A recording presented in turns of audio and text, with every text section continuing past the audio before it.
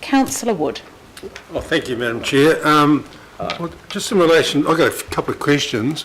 Firstly, there's a Port Development Plan 2007. Is it envisaged that this will take over from that document? No. Well, it's not. It's not, you see. Not Will as it supersede that document?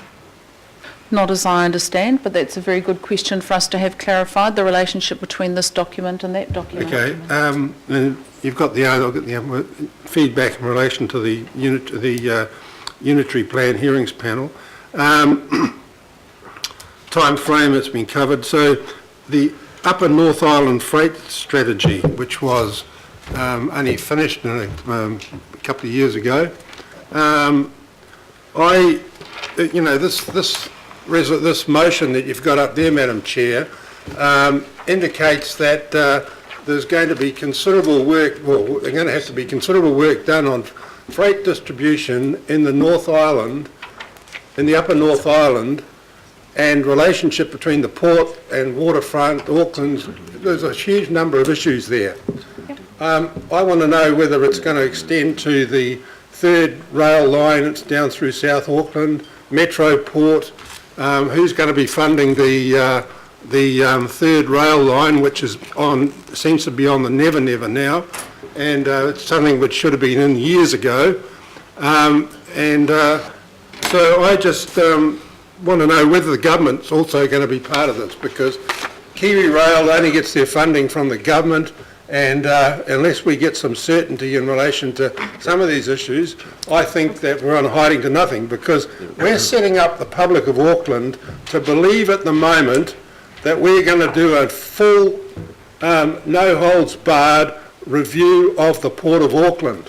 And I hear people saying, move the port to Whangarei, get the rail track from Whangarei to Auckland going. I think Winston Peters may have even been talking about that on his election campaign. So it is very important, I think, that we get the full Monty here and not some half-baked report. Yeah. Because it's when you start talking about Upper North Island freight distribution, port specialisation, port location, I think we need a lot more than just a cursory once over.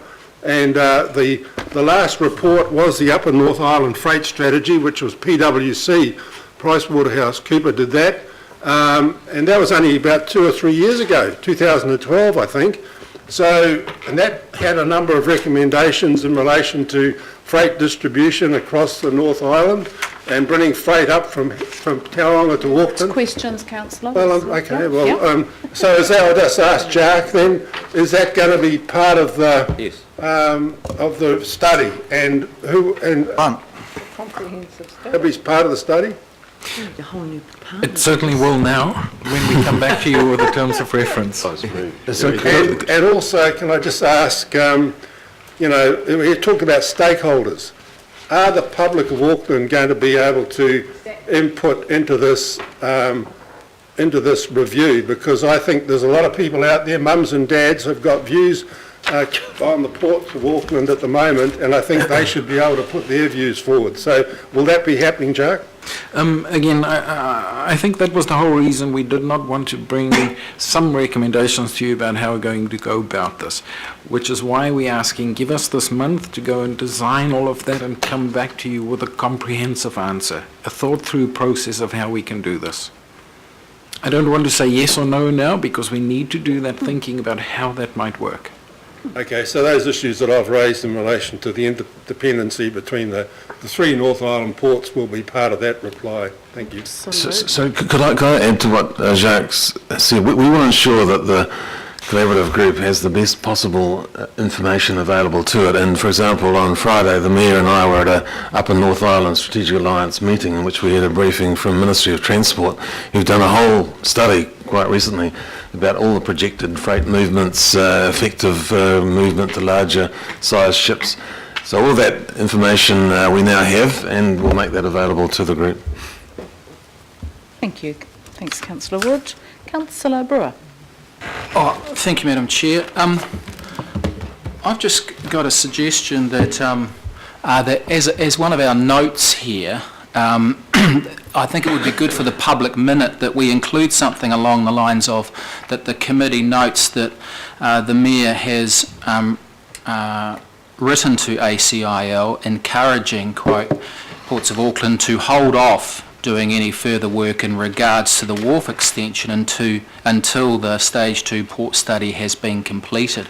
I think something along those lines, even as a note, would be, it could be a direct quote from the second page, second to last part of this letter, and so I invite you to consider that, because I think that would be useful, because most people reaching for these minute would struggle to see what progress has really been made at a tangible level, and I think that's an important element.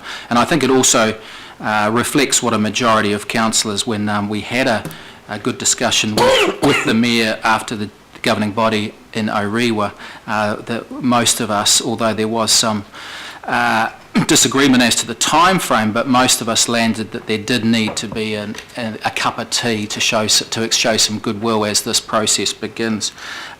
Secondly, I just wanted to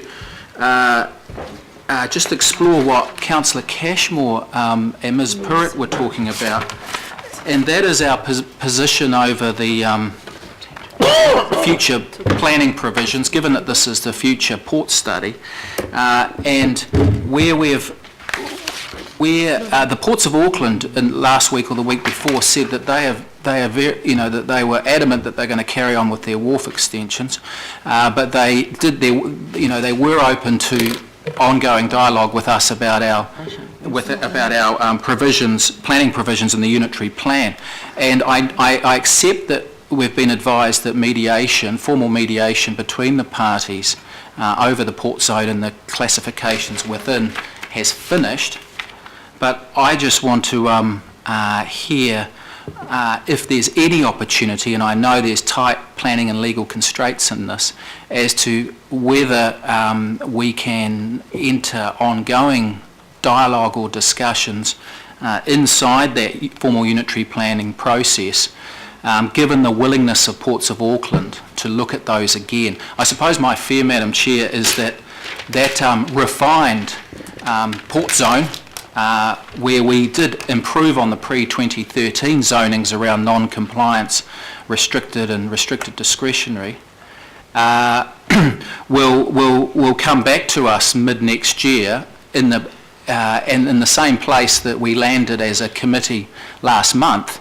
But this governing body has since heard from the public and might reject it, and we're back to where do we go from there. So I hear that let's go through the process and then let's potentially retrofit the finalised unitary plan. My suggestion is instead of revisiting this and possibly putting that zone where we landed back to vote, and it could fail if the unitary planning committee land on that one, is there any opportunity to look at that classification zoning, potentially pulling back and growing that non-compliant zone before we go through the ratification of the unitary plan process and potentially lose it? Okay. My understanding is that we are, that our evidence has already been lodged on that one. The reality is, Councillor, as you put it so correctly, the final decisions do come back to us. So we will make the final decisions on the unitary plan, and we also have the ability at the end of the study to make any amendments to the unitary plan that we deem necessary to fit in with the study.